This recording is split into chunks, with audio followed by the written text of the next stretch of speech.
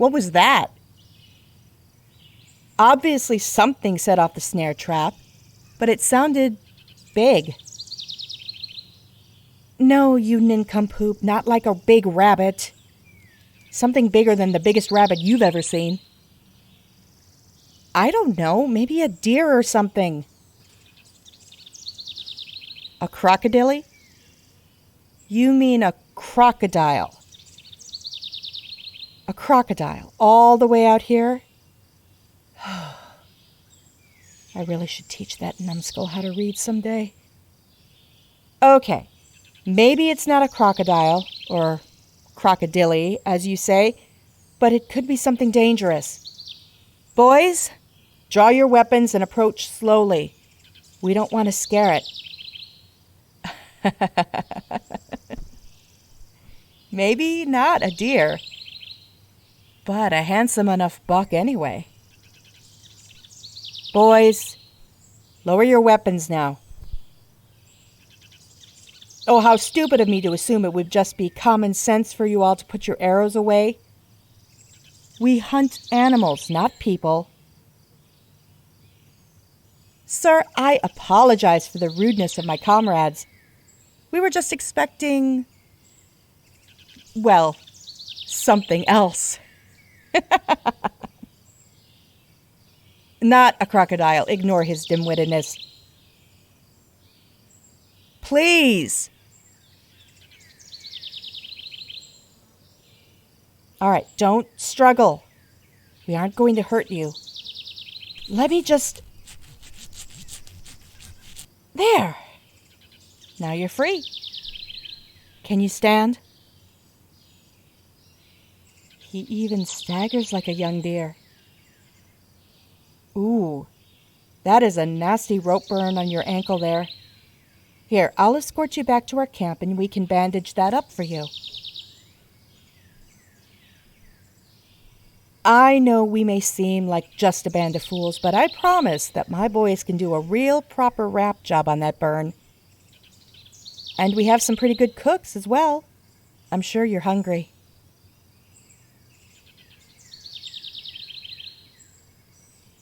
Who are we? Oh, yes, how silly of me not to introduce myself. I am Birdie, and these are my companions. We call ourselves the Princes of Mayberry Woods. Yes, well, the name is still a bit of a work in progress, since obviously I am not a prince. Many people refer to us as the Bum Bandits of Mayberry. Well, to be quite honest, we really aren't the best of bandits, if bandits at all. We're really just some thieves trying to live in peace. Do we break the law at times? Yes. Do we steal sometimes? Also, yes. But it never has any malintent towards anyone else. We're just looking out for ourselves. Well, most of us here are outcasts of society or even exiles from other kingdoms. I guess that does sound a bit frightening. But this band of brothers is one of the most lovable communities you'll ever meet to the west of the Wainola River. What's my story? Maybe one day you'll know. Now enough about me. How about you, Buck? What are you doing all the way out here on your little lonesome? Don't tell me. You're a robber on the run from the authorities. You've been exiled from your kingdom for some heinous crime. Who am I kidding? You wouldn't hurt a butterfly, would you? So perhaps you're a dryad of some sort. A runaway.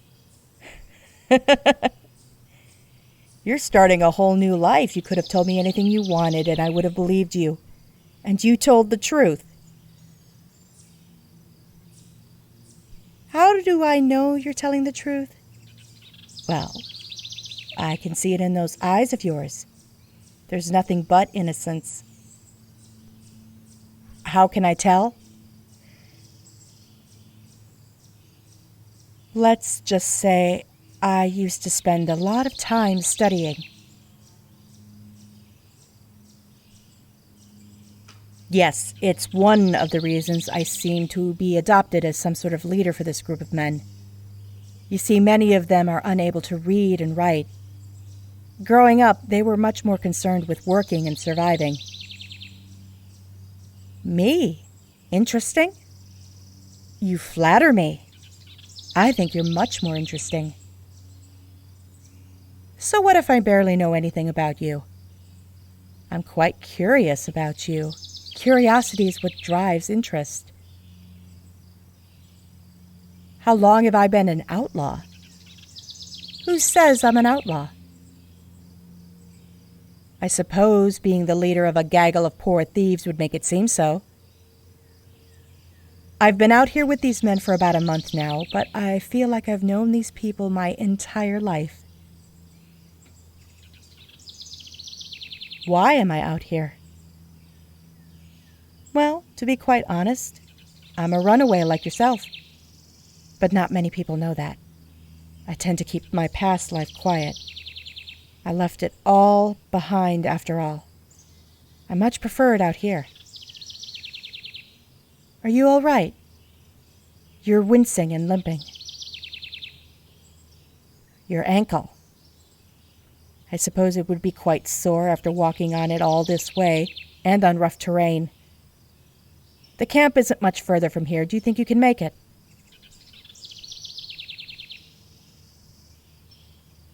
Okay, if you say so. Here, wrap your arm around my neck and I'll support you around your waist. Don't be afraid to put weight on me. I can take it. Ugh. No, I can take it. Oh dear. You seem to be in quite a lot of pain.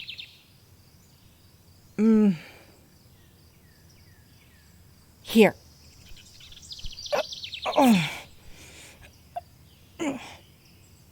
I'll just carry you the rest of the way. Don't be ridiculous. Just wrap your arms around my neck and hang tight. I promise it won't be much longer.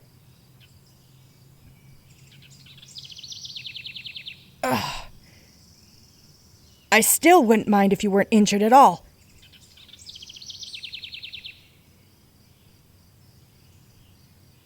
Don't underestimate me because I'm a girl. You've probably done much running to make it all the way out here. You deserve to be off your feet for a while. Besides, it's been too long since I've seen such a beautiful... handsome man. It seemed only fitting that I, sweep you off your feet. Who says a lowly thief can't be flirtatious? Is that a blush I see upon your cheeks? Oh, please don't hide, Buck. Least you can do is look at me. Consider it payment for carrying you all this way. Oh, it really wouldn't be a good idea for you to walk. Fine. I'll tuck my charm away for now. Here. Would you please assist me in carrying this gentleman? You shouldn't walk. It's only until we get your wound taken care of. So, little runaway, where are you running to? Not sure? Fair enough, I suppose. You must be more concerned with where you're running from than where you're running to, then. I understand. I'll stop asking questions. Besides, we finally made it to camp. Don't worry, Buck. We're going right to the medical tent.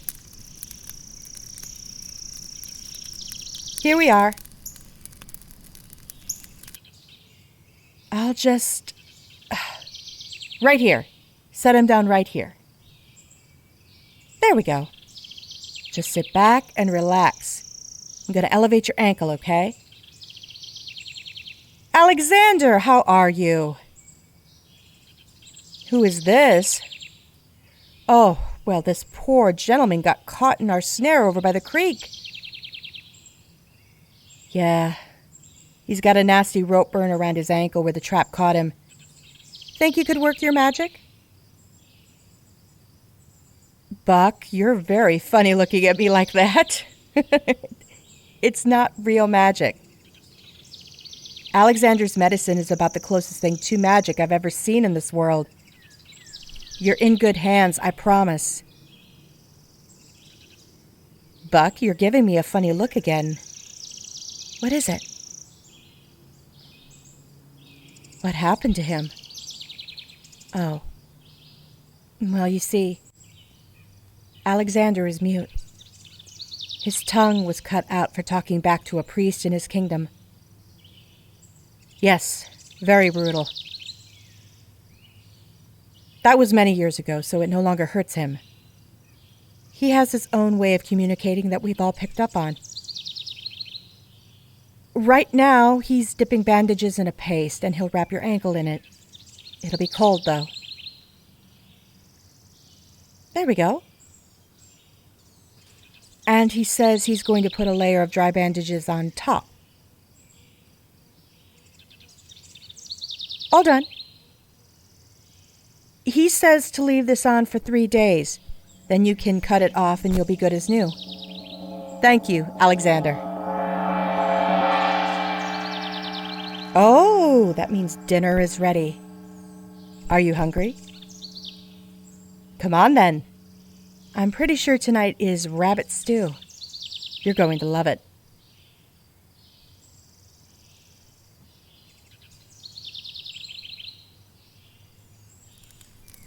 Hank, the food smells amazing. Do you think we can spare a bowl for this handsome gentleman tonight? Here you are, Buck. Make sure you let it cool before you drink it. We wouldn't want to make Alexander fix up another burn for you, now would we? Here, have a seat next to me.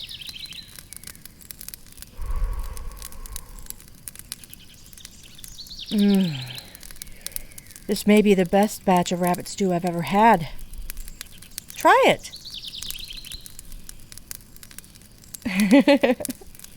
I saw those eyes light up. I told you we had some great cooks around here. I know we look big and tough. Well, they look big and tough. Hank may have a missing eye, but he makes sure everyone is fed every day. Arthur is over there with the missing hand. He lost his hand while serving in the army. They discharged him, but he didn't have any family to go home to, so he left and found us. Bartholomew is sitting next to that tree over there. He's got scars all over his back, but he's amazing with animals. There's a cat somewhere around here that follows him around. So you can see, Buck, even though everyone thinks that we're big, scary bandits terrorizing people from town to town, they're wrong. We're not the bad guys, no matter what people want to think. We're just a group of people who had nowhere else to go. Is that a smile I see on your face? I'm glad to see you smile. You look like you've had a rough day, if not a couple of days. You're more than welcome to stay here for the night. Would you like that? Well, we're happy to have you. Do you have any plans for what you might do or where you might go next? Just following the river? I guess that makes sense with you getting caught up by the creek then. You're a smart man, you know that? There's something about you that seems almost familiar, you know?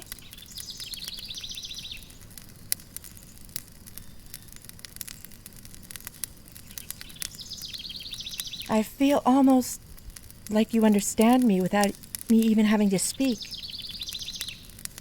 You're really easy to talk to. I've got to be careful or else I'll end up spilling all my secrets. Is that a smirk, Buck? You're really cute when you look like you want something. What do you want? You want to know my secrets? In time. In time. What secrets are you hiding behind those innocent eyes? I'll never know, huh? Playing hard to get, I see. Well, I've already caught you once. I'm sure I could catch you again. I have an idea. How would you like to play a game? A game I like to call 2 Lies and a Truth. It's very simple. I'll tell you 3 statements about myself. 2 are lies and 1 is true. And you have to guess which is true. What do you say?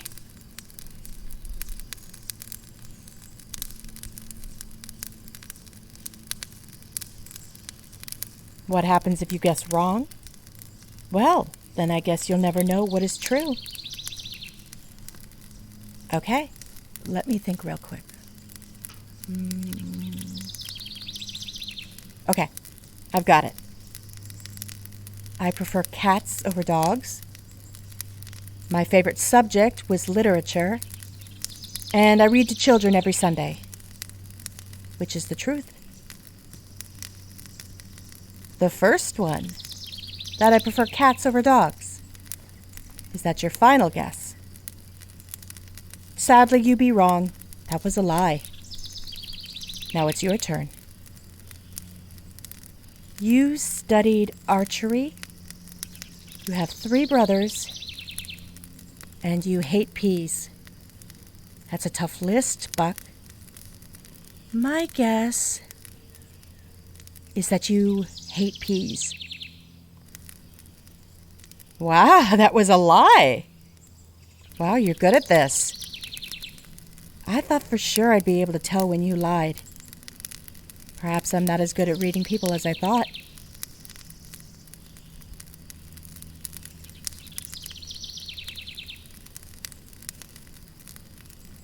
My turn again. I served in the army. I have 1 tattoo. And I have 2 sisters. What's the truth? I did not serve in the army. No, I'm not going to tell you which one is the truth. Because that's not how the game works. It's your turn.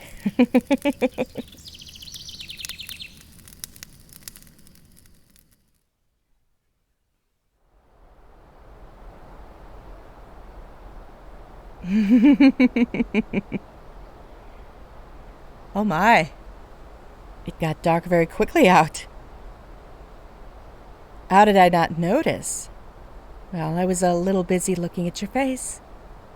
It just seems to light up the dark. Are you shivering? It looks like the bonfire has died down. Maybe we should get inside. I wouldn't want you catching a cold. The tent is this way, Buck. You can grab my hand and I'll guide you.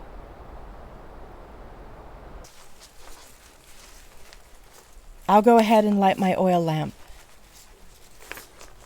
Yeah, it's not much, but I've got some blankets, pillows. You can feel free to sleep on the small cot I've set up. I'll sleep on the floor.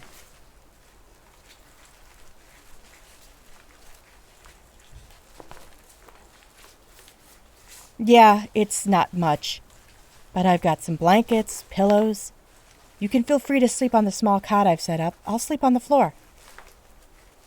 I insist, Buck. I would never ask you to sleep on the cold floor, especially not after the day you've had.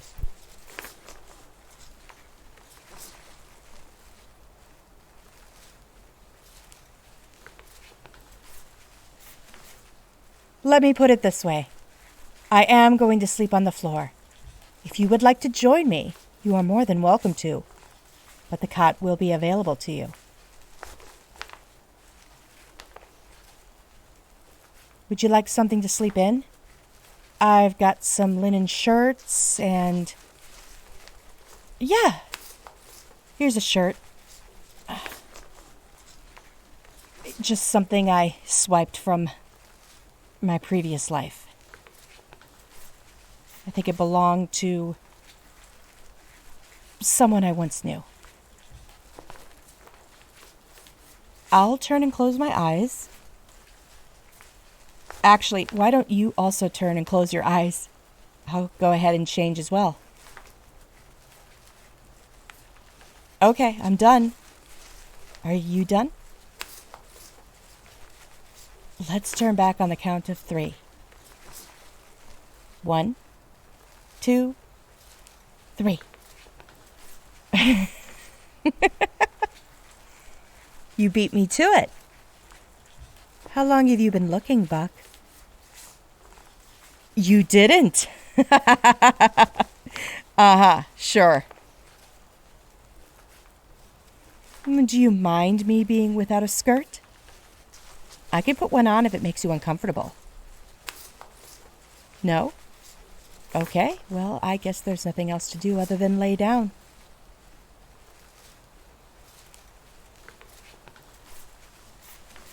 Good night, Buck.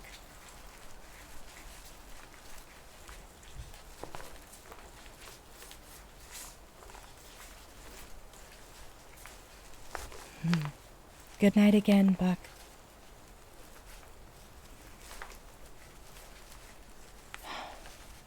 I wish I could tell you the truth, Buck. The truth that I'm a princess. I'm royalty, and I couldn't fulfill my duty. I ran away because I couldn't marry the man I'd never met, especially just for power. And you will never know how the guilt of leaving my family, my subjects, and my royal duty eats me alive some days. But something in your eyes makes me think that you understand